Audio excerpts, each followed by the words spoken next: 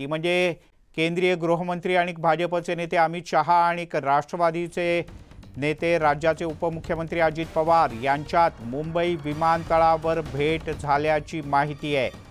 News 18 लोकमतला सूत्रांनी माहिती दिली आहे की कालपासून अमित शहा मुंबईच्या दौऱ्यात होते। आज लालबागच्या राजाच्या दर्शनासह विविध कार्यक्रमातही ते सहभागी झाले होते, पण अजित पवार या कुठल्याही दौऱ्यात त्यांच्यासोबत नव्हते। पण मुंबई विमानतळावर अमित शहा आणि अजित पवार यांची भेट झाल्याची माहिती न्यूज 18 लोकमतला सूत्रांनी दिली आहे। या क्षणाची एक महत्त्वाची आणि मोठी अपडेट। एवढंच नाही तर महायुतीच्या नेत्यांची सुद्धा लवकरच बैठक होऊ घातली आहे। राहुल जोरी आपले प्रतिनिधी आपल्यासोबत आहेत। राहुल, विमानतळावर शेवटी भेट झाली तर?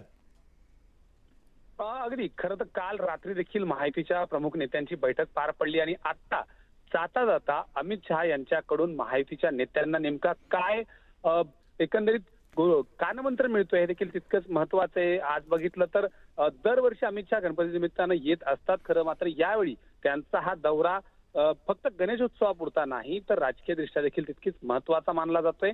एकंदरीत बघितलं तर अजित पवार यांची काही वेळापूर्वी झालेली भेट आणि त्याच ठिकाणी मुख्यमंत्री एकनाथ शिंदे, मुख्यमंत्री देवेंद्र फडणवीस आणि अमित शहा ही सर्वच मंडळी या ठिकाणी एकत्रित होती।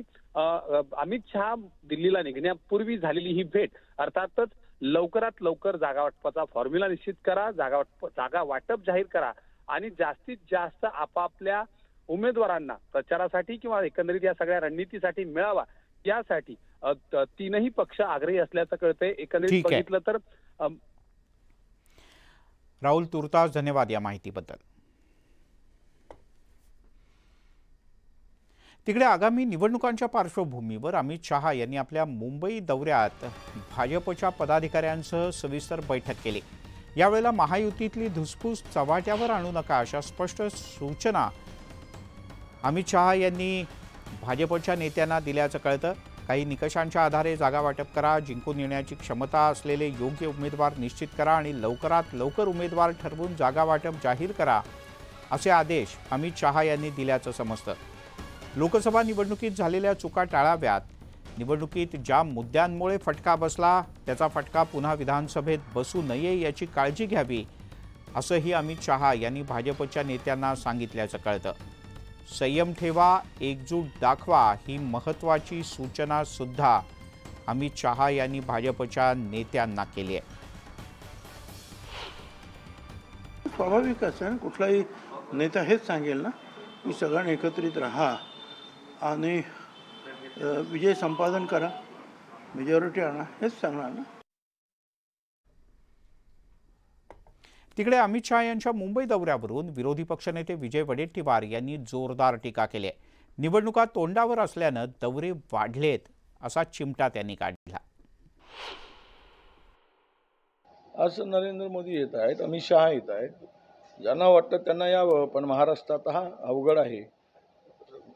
हरियाणा हातातून गेलेला आहे त्यांच्या। हरियाणात आम्ही जिंकत आहोत, 100% जिंकत आहोत। हरियाणानंतर महाराष्ट्रही जिंकू, जम्मू काश्मीरही जिंकत आहोत। सगळीकडे देशात विरोधी वातावरण आहे, त्यामुळे लोकसभेमध्ये एवढ्या सभा घेतल्यात, नरेंद्र मोदीजींनी घेतल्यात, अमित शहाजींनी घेतल्यात, काय परिणाम झाला? काही परिणाम होणार नाही। लोकांचं मत तयार झालेलं आहे, महाविकास आघाडीला जिंकवायचं। त्यामुळे ह्यांनी काय 5 काय 50 सभा घेतल्या तरी महाराष्ट्रात त्याचा कुठलाही परिणाम होणार नाही। केंद्रीय गृहमंत्री अमित शहा हे मुंबईच्या दौऱ्यावर होते। गणेशोत्सवाच्या निमित्तानं अमित शहा यांचा खास दौरा। अमित शहा यांनी सकाळी मुख्यमंत्री एकनाथ शिंदे यांच्या शासकीय निवासस्थानी बाप्पाचं दर्शन घेतलं। यावेळेला अमित शहा यांच्या हस्ते बाप्पाची आरती पार पडली। उपमुख्यमंत्री देवेंद्र फडणवीस यांच्या सागर निवासस्थानी जात अमित शहा यांनी बाप्पाची मनोभावे पूजा केली। यावेळेला अमित शहा यांच्या पत्नीही उपस्थित होत्या। यानंतर अमित शहा सपत्नीक लालबागच्या राजाच्या चरणी नतमस्तक झाले। इथेही त्यांनी काही वेळ थांबून बाप्पाचं दर्शन घेतलं, उपस्थितांशी बातचीत केली। नंतर अमित शहा पोहोचले थेट वांद्र्याला आशिष शेलार यांच्या वांद्रे पश्चिम इथल्या सार्वजनिक गणेशोत्सव मंडळाच्या बाप्पाचं दर्शन घेण्यासाठी। इथेही त्यांनी बाप्पाची पूजा केली आणि यानंतर आशिष शेलार यांच्या प्रमुख कार्यकर्त्यांसोबत खास फोटोही काढून घेतला.